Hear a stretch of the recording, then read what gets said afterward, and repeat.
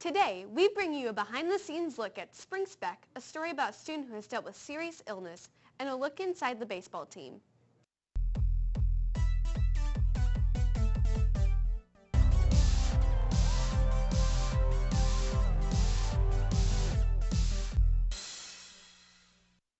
Hey CG, I'm Abigail. And I'm Caitlin. And we have your broadcast for Thursday, May 10th.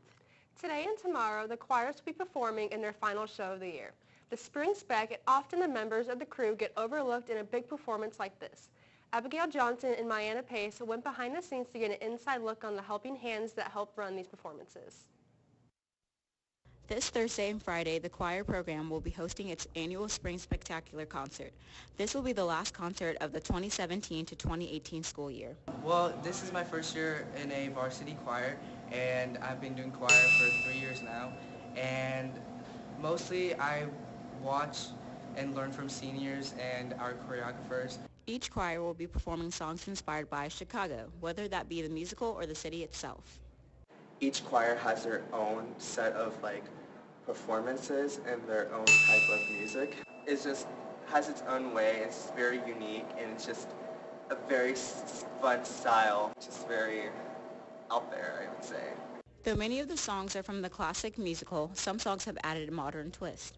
So Cell Phone Tango is originally inappropriate and scandalous, and now we've just made it so it's more comical and about Snapchat and Twitter. Since this is the last choir concert of the school year, students are reflecting on their year, and seniors are preparing for the road ahead of them. I'd say that I definitely improved a lot, more than I ever have in every band of music, but it's definitely helped me for everything. I'm excited for senior year to end, but I'm sad that it's our last performance. It's been a really fun past 3 years. Spring Spec is always one of those shows that you're just going to have fun with people on stage, and it's a really good time and it's a good show.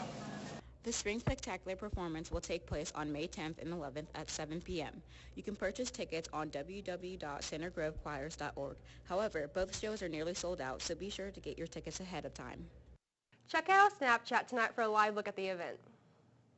While the school year is wrapping up, some students reflect on what they and their families have overcome over the past years. Miley Grounds and Jordan Jacomas bring you a story about students who have dealt with cancer.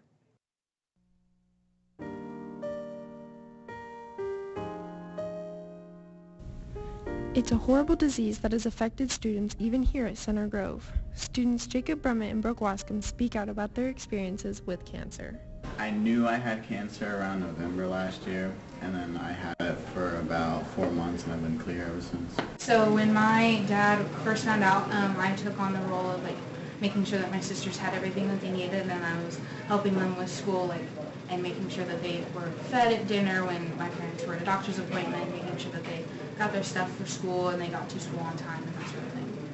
In the hospital, Brummett went through chemo while also doing school online to keep up. He describes what treatment was like. During chemo, hospital, I don't know, you just went to a room with different pods, and then you sat down, and then they would stick a needle into you, and I did 6 hours of treatment every day for my first week. So you just kind of sat there and tried to watch TV on this really small TV, and you just kind of had to sit there the whole time. The effects of cancer are still staying with these students as they plan for their futures. I made me more interested in the medical field, and I think I want to do something with the medical field later on in my career. Yeah, I was going to go into pediatrics, but when we found out about my dad, my heart kind of changed, and now I'm planning to pursue a nurse practitioner master's degree in oncology to work with cancer patients.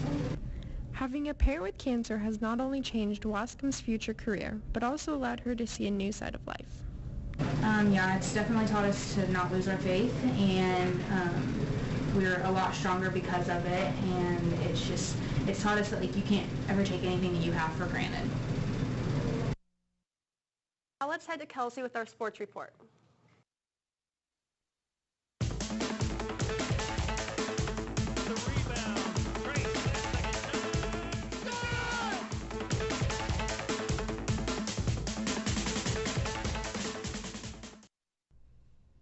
The number 1 state-ranked softball team continues their undefeated march by defeating Pike 17-0 on Tuesday. The baseball team has played every night this week, losing Monday and Tuesday to Brownsburg and Pike, but then they bounced back by beating Pike last night 17-4. Nick LePage went out and sat down with some of the team to see what the goals and challenges would be for them this season. Following a year in which they fell in the first round of sectionals, the Center Grove baseball team is in the midst of a bounce-back season. A new year and new set of goals have led to a string of success on the field. We want to win state. We want to have a better record than last year and go to victory field. The goals were to win our MIC and make it to state, and we have a possibility of winning our MIC if we just win the rest of our games, and we're definitely looking forward to being in the state. So we're getting on a roll now, so our goal is to do well in the playoffs. So that's our end goal. The team has seen success in specific aspects of their game this season. So far, like offensively, we've been hitting, I think we have like 14 home runs, so our offense is producing. So we're doing pretty good. So far, we've done a good job of coming back from losses. We've taken some losses that we shouldn't have, but we've learned from those mistakes and we're in the right direction now. Despite the team's success, there are still areas of their game that they seek to improve upon.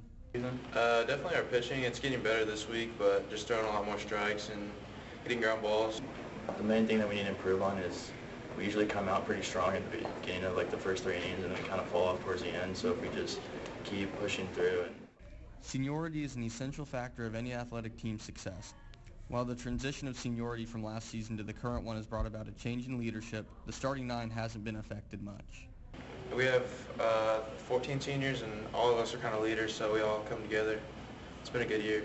So basically our entire starting lineup is the same, except for our catcher, which we got 2 new guys that also played catcher last year that would step forward and fill those spots. So from last year, we only lost 3 seniors, so it's not that big of a change, and this year's varsity team is almost the exact same as last year, plus maybe a couple seniors that run JV.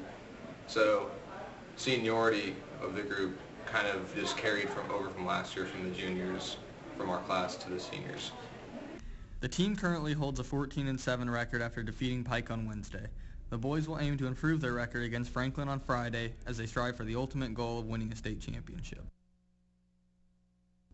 The girls' tennis team improved their record to 12-4 with their victory over Bloomington North last night.